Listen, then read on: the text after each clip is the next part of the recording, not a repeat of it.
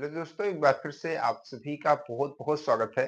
आज की क्लास में हम लोग बात करेंगे, है ना? हम लोग बात कर रहे थे गैसीय नियम यानी कि गैस के लॉ की हम लोग बात कर रहे थे और हमने कुछ कॉन्सेप्ट सीखा था पिछली क्लास में और उसमें कुछ हमने क्वेश्चंस लगाए थे, ठीक है? तो आज की क्लास में आगे बढ़ने से पहले हम आपको कुछ बताना चाहते हैं, ठीक है? कुछ जानकारी देना चाहते हैं। देखिए 2-3 जानकारियाँ हैं जो आप तो पहले समझ लीजिए, ठीक है? आईआरटी और पॉलिटेक्निक दोनों वाले बच्चे समझ लीजिए। देखिए हमने एक बुक बना कर के रखी हुई है जिसका नाम ई बुक है एप्लीकेशन पर, ठीक है? ऑफलाइन भी वो बुक आपको अवेलेबल है, ठीक है? जैसा कि उस बुक की रिक्वायरमेंट बहुत ज़्यादा है, बहुत बच्चे उसको परचेज़ कर रहे हैं, ठीक है? तो बहुत सारे बच्चे ऑफलाइन सेंटर पे जाकर के उसको खरीद रहे हैं, जो कि प्रयागराज में सलोरी शुक्ला मार्केट में मिल जाता है, ठीक है? तो उसमें समस्या क्या आती है कि बच्चे जब पहुँचते हैं तो कभी जो दुकान है वो बंद है या कुछ भी समस्या आती है, तो उसके लिए हम आपको जानकारी देना चाहते हैं कि सबसे पहले आप सुबह कॉल करके बताएँ कि सर आज हम जाने वाले हैं, ठीक है? उसको बुक कर ले एक तरीके से समझिए आपने किताब को, ठीक है? तब आप जाएँ तो आपको मिल जाएगी, ठीक है? सही समय पर। तो इस तरीके से आपको एक जानकारी ये देनी थी। दूसरी जानकारी ये देनी थी कि आप ई बुक परचेज़ कर सकते हैं, ऑफ़र आ चुका है। ऑफ़र किस चीज़ का है भई? ऑफ़र है अभी आज हमने ऑफ़र दिया, ठीक है? बहुत बच्चे हमको हैप्पी बर्थडे सर भेज रहे हैं, ठीक है?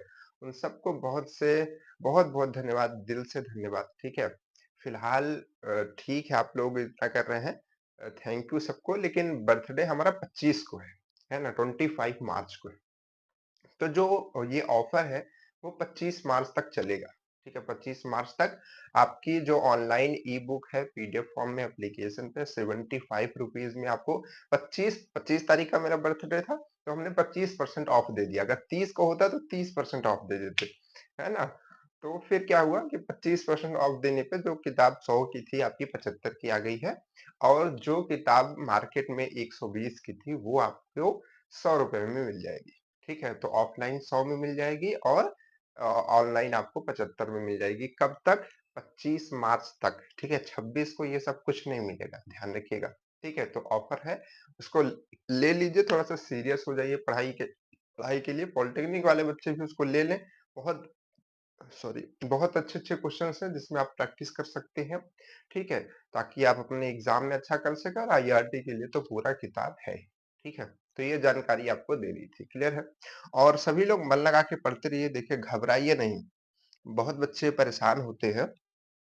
हम आपको सीधा डिट्टो क्लासेस कराते हैं, हमेशा आपने हमारे क्लासेस के फॉर्मेट को देखा होगा कि हम आते हैं, क्लास स्टार्ट करते हैं, टॉपिक स्टार्ट करते हैं, क्वेश्चन स्टार्ट करते हैं, है ना? आपको अलग से जो चीज़ें बतानी है उसमें समय खराब नहीं करते हैं। थोड़ा बहुत आज का समय आपके लिए ले रहे हैं। तो उसमें हम आपको बताना चाहेंगे कि आप देखिए अपने जो काम कर रहे हैं उससे लेकर के बहुत ज़्यादा डिमोटिवेट मत होइए।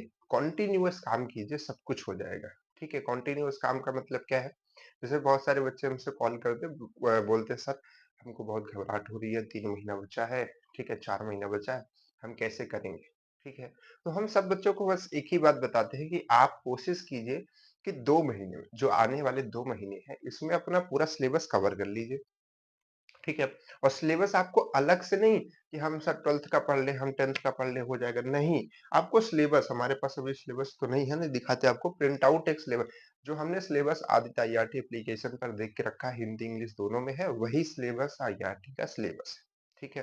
पॉलिटेक्निक का भी सिलेबस हमने वहाँ पे देख रखा है, बहुत मैच करता है उसका सिलेबस।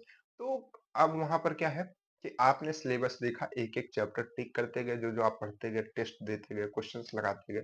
और जब आप पहली बार पढ़ेंगे तो आप सभी क्वेश्चंस हर चैप्टर के नहीं कर पाएँगे।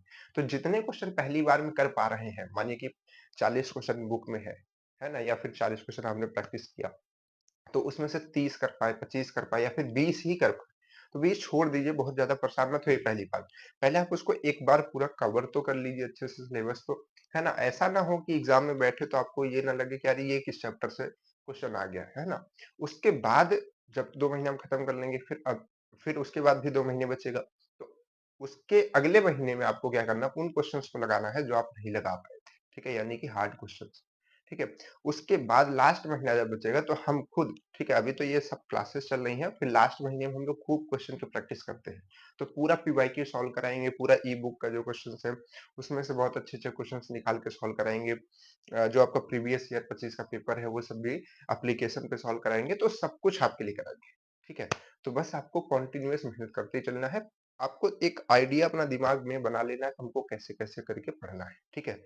आप 2 महीने में पहले कवर कीजिए, फिर प्रिपरेशन कीजिए। अब जब 2 महीने में पढ़ेंगे, तो वीडियो सामने रख लीजिए, चैप्टर देखिए, है ना? चैप्टर समझ में आ जाएगा पूरा चैप्टर क्या था। फिर अगला चैप्टर है, इससे अगले चैप्टर की वीडियो, वीडियो पूरा सीरियल से बनी हुई है, प्लेलिस्ट एक नाम होता है, ठीक है? प्लेलिस्ट देखेंगे तो सब आप प्लेलिस्ट देख लीजिए, सेव कर लीजिए, फिजिक्स, केमिस्ट्री, मैथ सब कुछ आ जाएगा उसी में, है ना?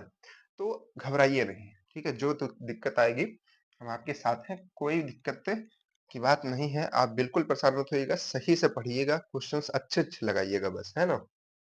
सब कुछ हो जाएगा, ठीक? पिछली बार बहुत सारे बच्चे घबरा रहे थे, सब कुछ करते-करते उनको समझाते-समझाते धीरे-धीरे बहुत बच्चों का सिलेक्शन हुआ पिछली बार इस चैनल से, है ना? तो चलिए, फिलहाल सबका होगा, अभी तो कुछ नहीं कहा जा सकता, आप लोगों की मेहनत पे है, हमारी मेहनत पे है, हम अपनी मेहनत में कमी नहीं करेंगे, ठीक है? डेली क्लासेस कराते हैं, है ना? किसी दिन छूटता है कोई अलग बात है, और सब कुछ समझाते हैं, ठीक है? ज़्यादा समय आपका नहीं खराब करते, फिलहाल आज थोड़ा हो गया, ठीक है? चलिए, तो क्वेश्चंस हम लोग कर रहे थे, है ना? क्या कर रहे थे भाई?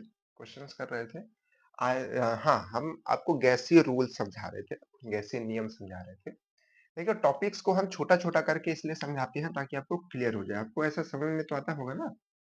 ठीक है? तो देखिए, हमने कहा था कि गैसीय नियम, आयतन, ताप और दाब 3 चीज़ें होती है, इसी के जो रिलेशन बनता है वो सब गैसीय नियम होता है, ये सब गैसीय नियम थे। हम लोगों ने क्वेश्चंस लगा लिए थे। आज की क्लास में हम लोग कुछ और क्वेश्चंस लगाएँगे। अब हम अपने कॉन्सेप्ट को और पक्का करेंगे, ठीक है? तब उसके बाद अगले क्वेश्चन पे सॉरी, अगले टॉपिक पे बढ़ेंगे, है ना? तो आइए क्वेश्चंस लगाते हैं। क्वेश्चन सबसे पहला हमारा क्वेश्चंस क्या है? ध्यान से देखिएगा, है ना?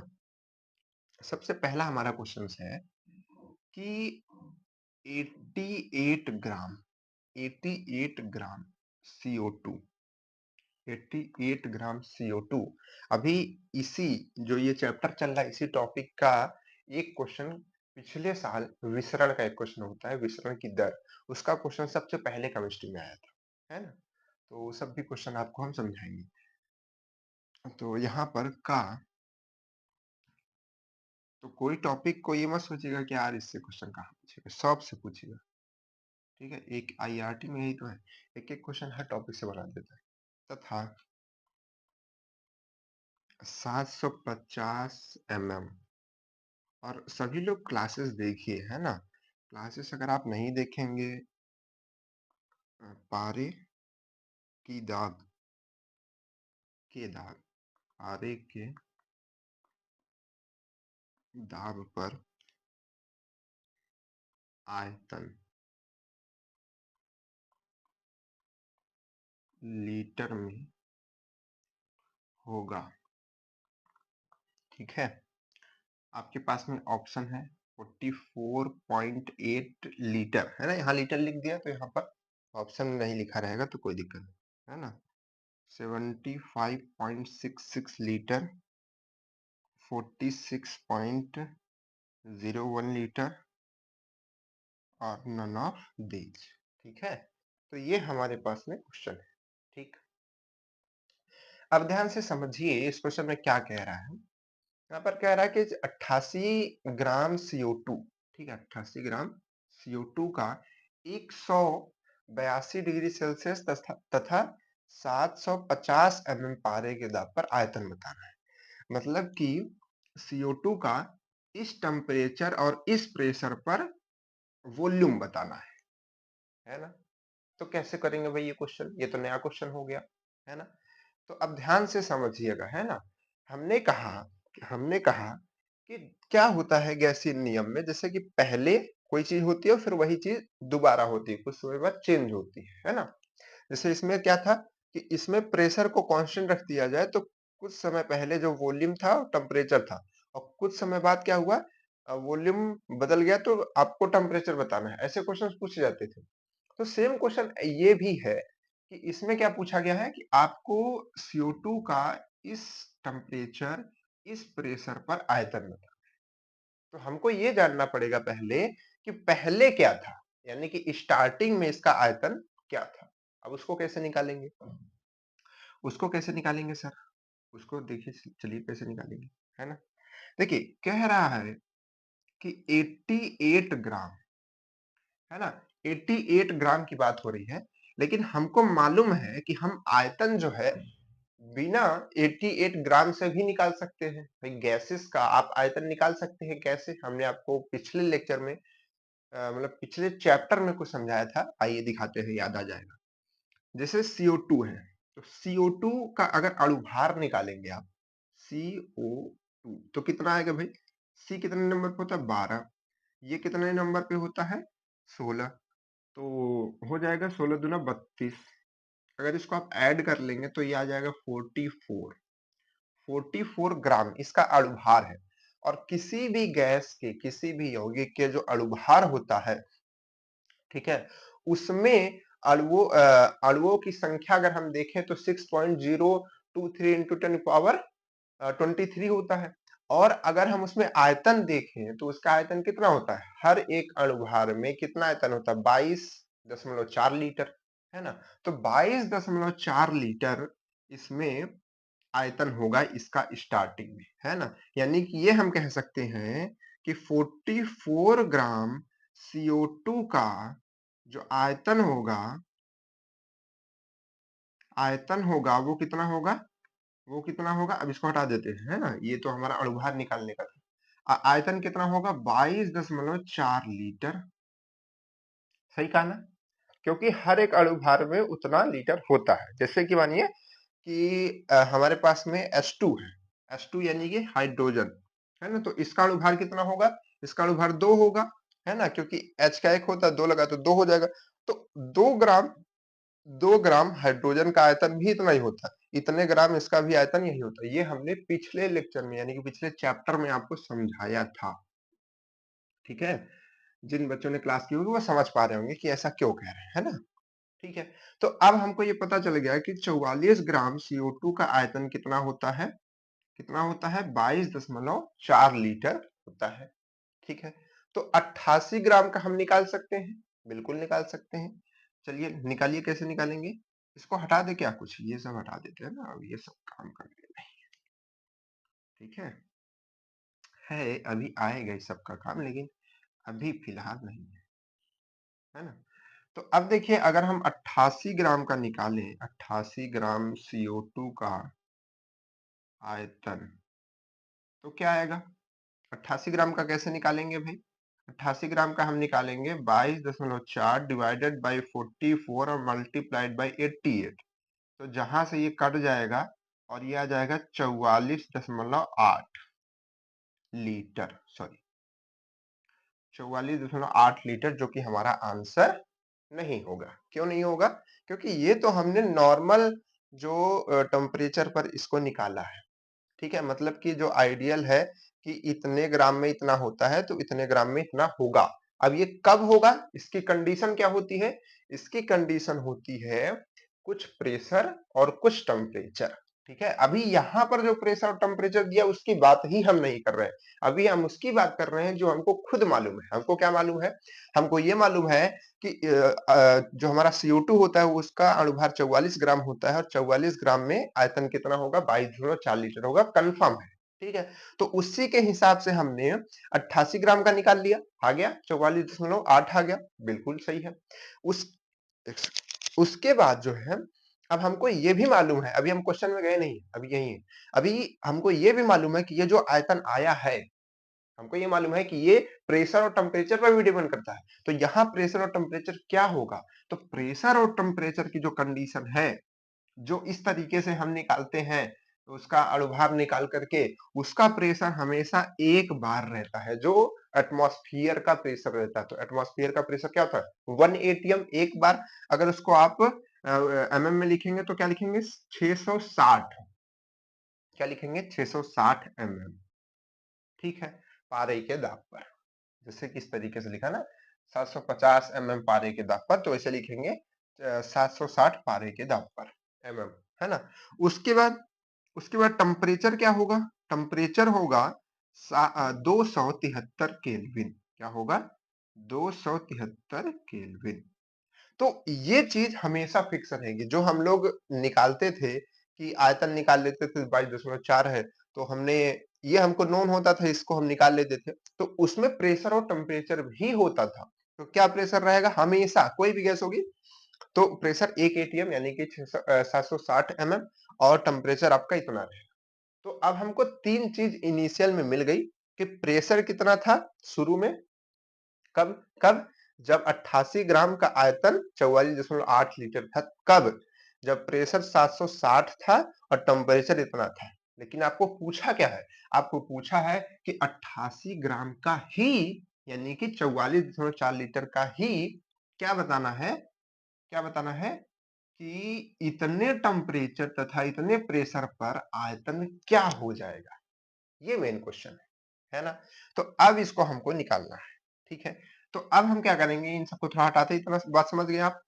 तो ये जो हमारे पास में आया है ये वाला, इसको हम P1 T1 और इसको हम V1 कह सकते हैं। इसको हम V1 कह सकते हैं। क्या कह सकते हैं? V1 कह सकते हैं। ठीक है, तो ये हमको सब कुछ मिल गया है ना? ये हमें सब कुछ मिल गया। अब अगर हम यहीं पर P2 निकालें, P2 प्रेशर, तो कितना है? 750 एमएम, जो कि हमको क्वेश्चन में दिया है। अगर हम T निकालें टेम्परेचर यानी कि T2 निकालें, T2, तो T2 हमको दिया है 182, है ना?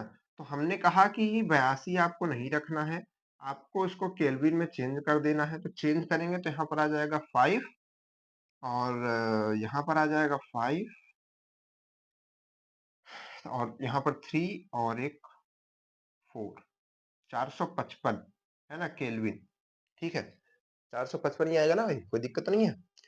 3 2 5, ठीक है, 8 7 15 5 हाथ से लगाए, 3 1 4, ठीक है। इसके बाद आपको क्या निकालना है? V2 आपको नहीं मालूम है, जो कि आपको निकालना है इतने प्रेशर और इतने टेम्परेचर पर। बस क्वेश्चन खत्म। क्वेश्चन यही था कि ये हम कैसे निकालें, है ना? तो अब आप कॉन्सेप्ट भी समझ गए होंगे, अब क्वेश्चन भी कर पाएंगे। तो ये चीज हम कहाँ से निकाल सकते हैं? ये चीज हमने, आप देखिए किस रिलेशन से बनता है। तो हमने कहा ये आदर्श गैस का समीकरण आप देख सकते हैं, यहाँ से निकाल सकते हैं। सीधे हमने लिखा भी है, पहले से ही लिखा हुआ है उसमें, तो है ना? तो T हमेशा नीचे रहेगा, ये आप दिमाग में रखिए, सब फॉर्मूला आपको याद रहेगा। तो P2 V2 और T2, है ना? तो अब देखिए P1 क्या है, चलिए यहीं पे रख देते हैं हम वैल्यू सारी, 760, ठीक है। उसके बाद V क्या है?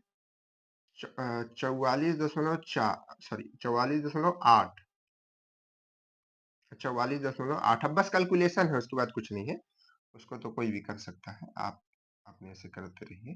ठीक है, उसके बाद इधर देखें P2 क्या था? P2 था 750 और मल्टीप्लाइड बाई V2, जो कि हमको निकालना है। और T कितना है?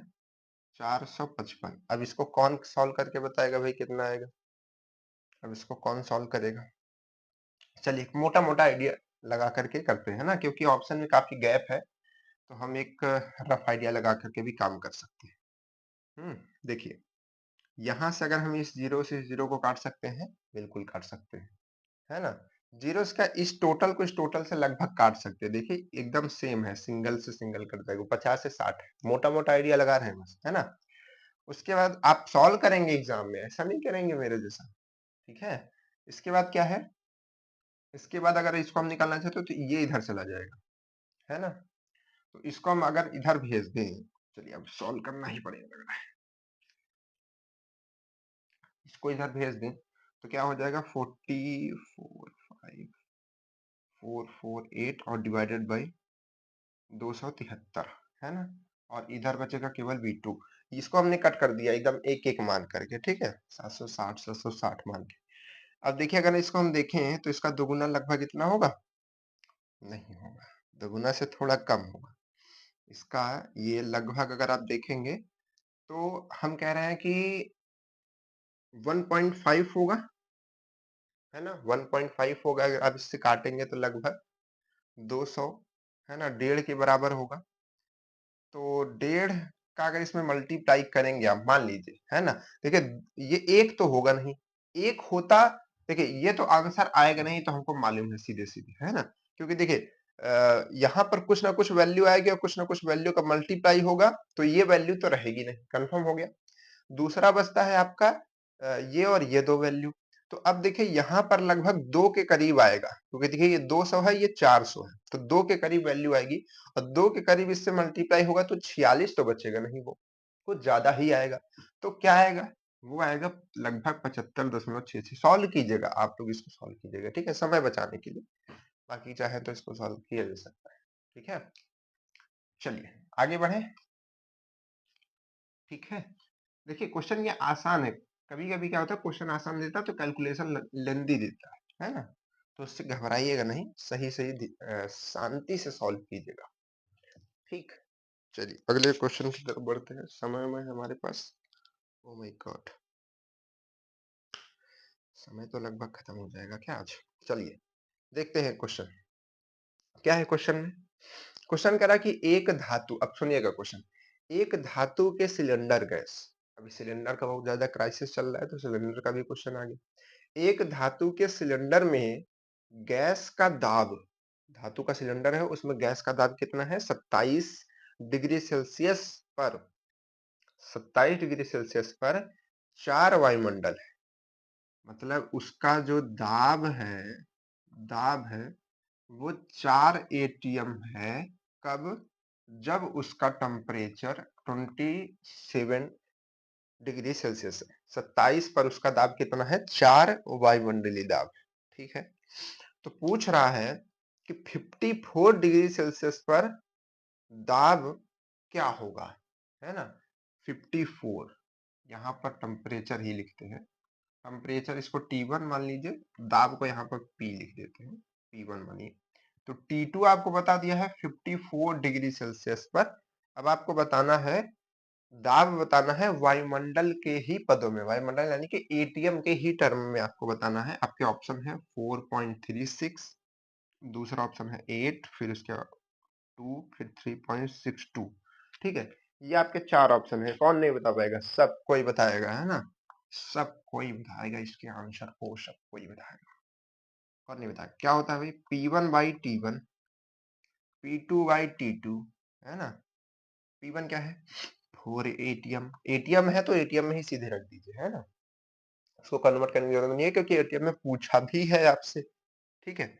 तो अब देखिए, अब यहाँ पर ये है 27 डिग्री सेल्सियस, तो अगर हम 27 डिग्री सेल्सियस रख दे, मानिए समझिएगा, ये इस टेम्परेचर को हमने रखा 27 डिग्री सेल्सियस, और ये P2 क्या है, यही तो निकालना है सर, P2 ही तो निकालना है, P2 ही तो निकालना है। टेम्परेचर क्या है, 54 है, ठीक है। तो यहाँ से अगर हम इसको देखें तो 27 कितनी बार कट जाएगा, 2, है ना, 27 दूना 54, होता ही नहीं होता, तो 2 से कट जाएगा तो 2 इधर जाएगा तो मल्टीप्लाई 8 हो जाएगा, तो P2 बराबर आ जाएगा आपका 8, जो कि हमारा गलत आंसर है। क्यों, क्योंकि क्योंकि टेम्परेचर को हमने किस में रख दिया है, डिग्री सेल्सियस में रख दिया है ना, तो टेम्परेचर को आपको कभी भी डिग्री सेल्सियस में यहाँ पर नहीं रखना है, इस चीज को दिमाग में रख लीजिएगा, ठीक है।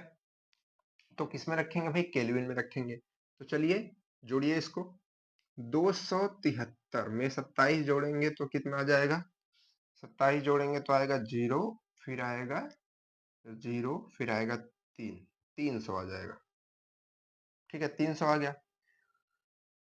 अगर हम इसी में 54 जोड़ते तब कितना आता, यहाँ पर आता 7, यहाँ पर आता 2, यहाँ पर आता 3, 327 आता सर, ठीक है।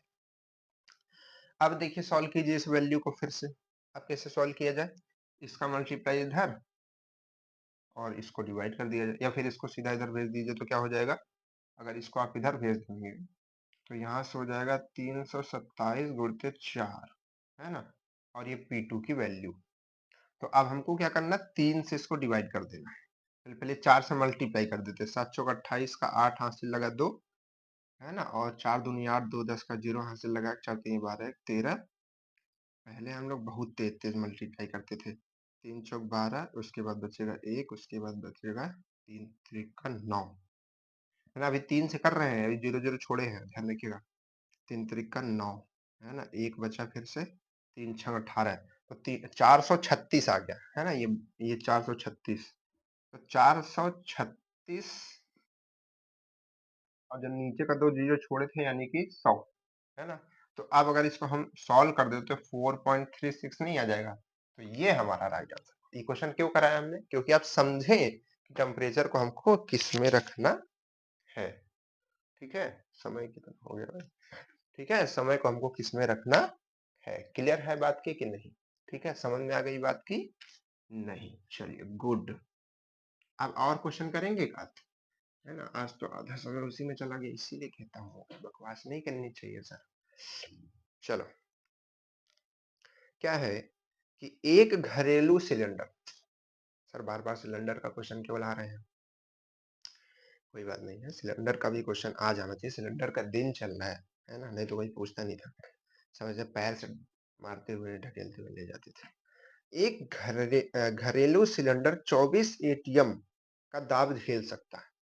एक कितना झेल सकता है? 24 एटीएम का दाब, इतना झेल सकता मैक्सिमम, उसके बाद गया, झेल सकता है। 27 डिग्री सेल्सियस पर, 27 डिग्री सेल्सियस पर सिलेंडर का दाब, यानी कि ये टेम्परेचर है और यहाँ पर दाब है, कितना है? 12 एटीएम।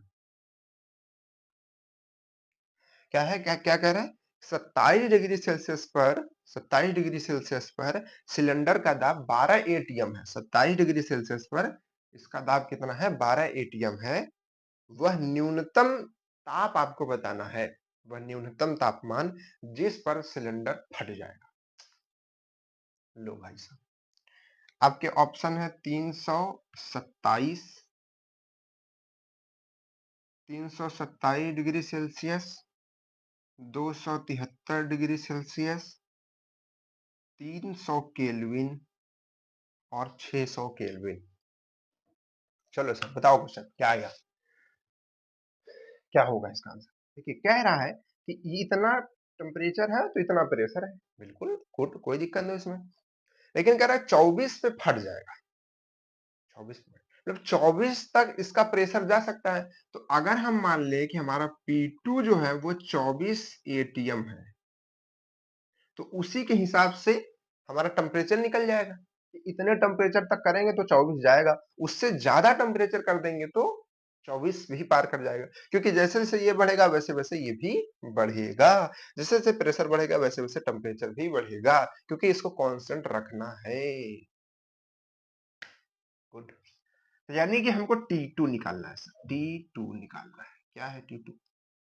कैसे फार्मूला लगाएंगे? अरे बाप रे, सबसे ज्यादा इस्तेमाल होने वाला फार्मूला बन चुका है ये वाला फार्मूला, हाई वाला, हाई वाला। ठीक है, चलिए, क्योंकि वॉल्यूम देखिए, अब आप सोचते होंगे कि सर वॉल्यूम वॉल्यूम कैसे कांस्टेंट करते होंगे, थोड़ा समझाइए। तो आप प्रैक्टिकल देख सकते हैं इसी क्वेश्चन में। वॉल्यूम कैसे कांस्टेंट करते हैं पता है? गैस एक सिलेंडर में बंद है, अब उसका वॉल्यूम ना बढ़ सकता है ना घट सकता है, अब खोल के यूज नहीं कर रहे हैं, बंद है। ठीक है, तो देखिए यहाँ पर था ना कि वॉल्यूम कांस्टेंट होता है तब ये वाला हम कॉन्सेप्ट लगाते हैं। तो आप खुद ही सोचिए कि गैस सिलेंडर के अंदर गैस, अब उसका वॉल्यूम तो फिक्स है क्योंकि वो उससे बाहर भाग नहीं सकती, तो बस उसमें दो ही चीज चेंज हो सकता है, एक प्रेशर और एक टेम्परेचर। ठीक है, तो इसीलिए इसको समझिए थोड़ा प्रैक्टिकली। अब देखिए यहाँ पर क्या है कि ये हमारे पास में फॉर्मूला लगेगा। तो P1 क्या है हमारे पास में? P1 क्या है? P है हमारे पास में 12, T1 क्या है हमारे पास? 27, 27 यानी कि नो यूज, है ना? यूज केल्विन में करना है तो 300 हो जाएगा बाबू, है ना? उसके बाद क्या है? 17, यहाँ पर क्या निकालना है? अगला प्रेशर, अगला प्रेशर हमारा क्या है? 24 एटीएम तक झेल सकता है, यानी कि 24 तक हम मैक्सिमम जा सकते हैं जब तक फटेगा नहीं। 24 से आगे फट गया, है ना? ब्लास्ट, बूम, है ना? चलिए टेम्परेचर यहाँ पर निकालना है, T2 निकालना है ना? T2 निकालना है, कौन बताएगा? बच्चा बच्चा बताएगा मेरा, है ना? 12 दूना 24, इसका मल्टीप्लाई इधर, इसका मल्टीप्लाई इधर, T2 बराबर क्या आ गया? 3 दूनी 600 केल्विन, है ना? 600 केल्विन, तो 600 केल्विन आपके ऑप्शन में है, लेकिन एक बार आप इसको डिग्री सेल्सियस में भी निकाल के चेक कर लीजिए, कहीं डिग्री सेल्सियस में तो ऑप्शन सही नहीं है। तो दोनों में निकाल के चेक कर सकते हैं, तो नहीं होगा, 273 घटाएँगे तो नहीं आएगा, तो 600 केल्विन इसका आंसर सही आ गया, है ना? समझ गए? ऐसे क्वेश्चन बन जाएँगे, तो फिर आप सिलेंडर फाड़ते रहिएगा, है ना? चलिए एक क्वेश्चन आपको हम होमवर्क दे देते हैं, उसके बाद आज के लेक्चर को ओवर करेंगे। बच्चे कहते हैं सर आप लेक्चर लंबा बनाया कीजिए, आज भी नहीं बनाए, कल भी नहीं बनाए थे। कोई बात नहीं, देखो ये हमने आपको समझाया पूरा कॉन्सेप्ट एकदम अब दिमाग में धीरे-धीरे बस गया ना? आपने क्वेश्चन इतने सारे कर लिए, बस गया दिमाग में कि नहीं बस गया? तो अभी ना हम लोग अब नए टॉपिक पे चलेंगे तो ये सब याद रहेगा। चलिए क्वेश्चन आपके लिए नोट कीजिए सब। आदर्श गैस आदर्श गैस समीकरण पीवी इज इक्वल टू अनारटी में आर का मान आर का मान निर्भर निर्भर और जिन बच्चों ने अभी तक सब्सक्राइब नहीं किया करो यार जल्दी जल्दी सब लोग, है ना? सब लोग जल्दी जल्दी सब्सक्राइब करो। करता है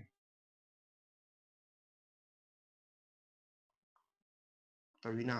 अब देखिए बच्चे सब कहेंगे सर डिजिटल बोर्ड ले लीजिए, ये ले लीजिए, वो ले लीजिए, और सब्सक्राइब नहीं करेंगे और बुक को परचेस नहीं करेंगे, आप लोग ये सब सपोर्ट नहीं करेंगे, फिर हम कैसे लाएंगे डिजिटल बोर्ड आपके लिए, है ना?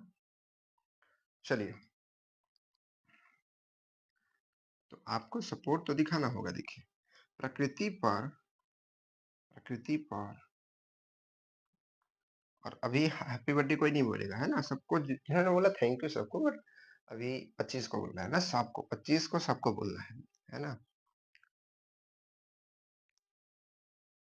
और किसका किसका बर्थडे होता है वो भी क्लास में जब अगर जैसे मानिए कि आज आपका बर्थडे है ना, आज आप आए हैं क्लास में पढ़ने, तो कमेंट्स में लिखा कीजिए सर आज मेरा बर्थडे है ना? तो हम आपको विश करेंगे, ठीक है? ताप पर, ठीक, मतलब ये ऑप्शन अलग अलग है, ठीक है? ये ठीक, तो 4 ऑप्शन हो गए, बताइएगा इसका आंसर क्या होगा, ठीक है? तो ठीक है, क्लास ओवर करेंगे यहीं पर, ओके? चलिए फिर मिलते हैं नेक्स्ट क्लास में, पढ़ते रहिएगा, मस्त रहिएगा, ओके? Bye bye.